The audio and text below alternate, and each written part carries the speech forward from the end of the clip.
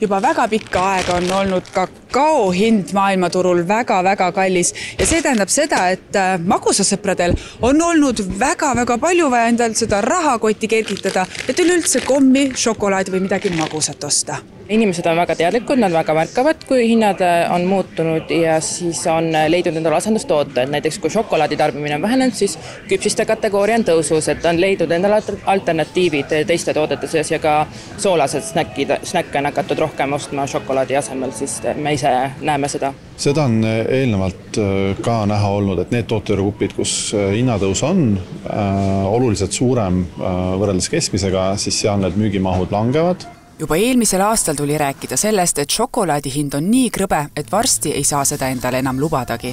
Tendents on selle poole, et šokolaadist on saamas mingil moel luksuskaup. Oleneb ilmselt kelle jaoks, et kui suur on kellegi ostujõud ja kui palju keegi šokolaadi tarbib. Nüüd on aga maiasmokkadele kuulda häid uudiseid. Kakaobade hind on viimase pea 2 aasta madalaim. Mis meie hinnad teinud on võrreldes eelmise aastaga, siis meil hinnakasv on olnud sõltuvalt kuus 15–19%, aga me näeme, et maailmaturu hinnad on langenud üpris stabiilselt siin viimase 6–8 kuu jooksul ja eelmise aastaga võrreldes –16%, et ootus on, et tootjad saavad selle hinnamuudatusega meieni võimalikult kiiresti edasi viia.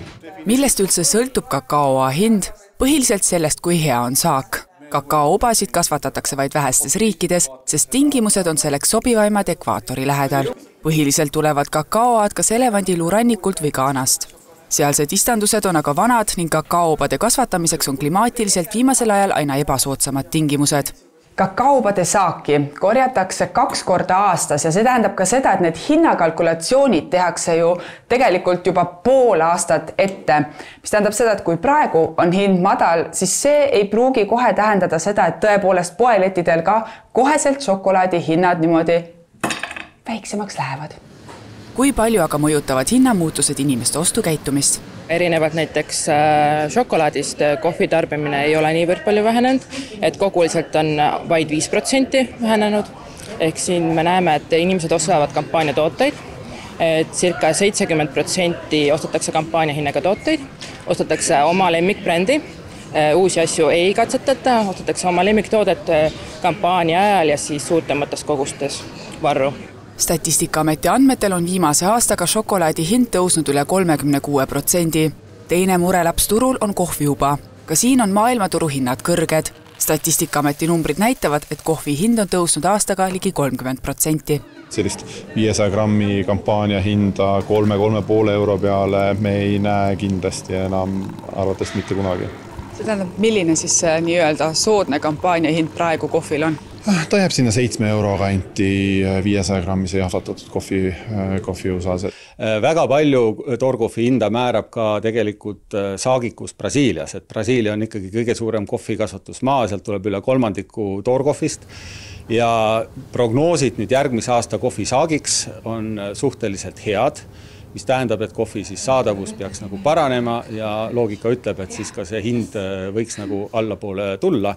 Kohviubade hind oli suvel veidi madalam, kuid see oli ajutine. Praegu on kohvioa hind Rainer Tammeti sõnul ajalooliselt kõrge. Kohvi tarbimine on tõusutrendis, seejuures ei ole kohviubade saadavus kasvanud. Kui nõudlus on suurem pakkumisest, lähevadki hinnad lakke, kuid põhjuseid on veel. Viimane võib-olla oli see, et Ameerika kehtestas siis Brasiiliale tollimaksud, mis jällegi piirab Ameerikasse toodava kohvi hulka ja see on omakorda siis tõstnud ka kohvi hinda. Kuigi kohvioad enam ilmselt palju soodsamaks ei lähe, lubavad jaeketid, et selle võrra tehakse rohkem ja paremaid kampaaniaid.